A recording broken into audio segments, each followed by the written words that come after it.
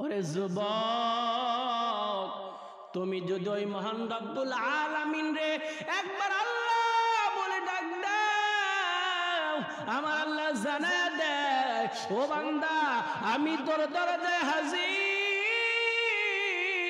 ও বান্দা আমি তোর দরজায় হাজির।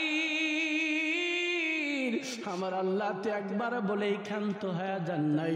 আমার আল্লাহ একবার যদি ডাক দেওয়া যায়, একবার ডাক দিলে আমার আল্লাহ ৭০ বার জবাব দিয়ে দেয়।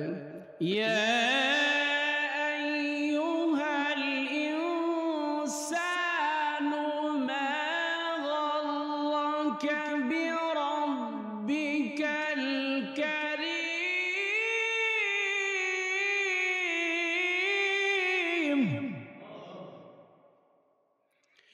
এরে যুবক, এই কারিম শব্দ কাকে বলা হয় তুমি যুবক আর জানো না রে যুবক?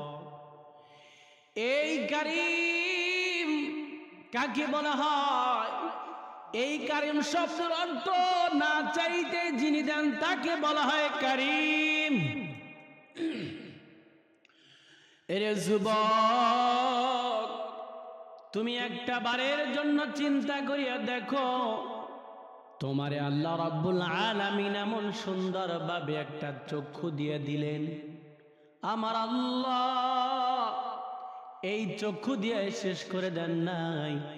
আমার আল্লাহ তাআলা চোখের উপরে কত সুন্দর ভাবে ভুরুগুলো দিয়ে দিলেন। আমার আল্লাহ তাআলা বান্দাকে কত ভালোবাসে, কত মহব্বত করে রে যুবক।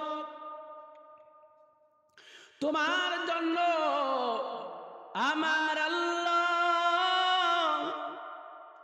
যদি তোমার চোখের ভিতরে যদি বালুর কণা ঢোকে, তোমার চোখের মধ্যে যদি কোনো প্রকারের পোকা কিছু ঢোকে, কিন্তু এর জন্য আমার আল্লাহ তাআলা চোখের ভিতরে এমন একটা পানির ব্যবস্থা করে দিলেন যে পানিটা চোখের মধ্যে যদি একটু বের হয়ে যায়, সঙ্গে সঙ্গে তুমি একটা নাড়া দেওয়ার সাথে সাথে তোমার চোখ থেকে ওই সব পয়জন বের হয়ে যায়।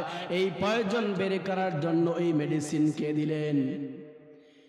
এই মেডিসিন কে দিলেন? একমাত্র আমার আল্লাহ। এর যুবক, তুমি কি সেই আল্লাহরে ভুলে গেছো যে আল্লাহ রাব্বুল আলামিন তোমার চোখের মধ্যে এমন সুন্দরভাবে মেডিসিন দিয়ে দিলেন? আজ আমাদের সমাজের যুবক ভাইরা সে আল্লাহ তাআলার নামের প্রশংসায় নাই। ওরে যুবক, তুমি যদি ওই মহান রাব্বুল আলামিন রে একবার আল্লাহ বলে ডাক দাও, আমার আল্লাহ জানায়া দেয়, ও বান্দা আমি তোর দরজায় হাজির, ও বান্দা আমি তোর দরজায় হাজির। আমার আল্লাহ তো একবার বলেই ক্ষান্ত হয়ে যান নাই।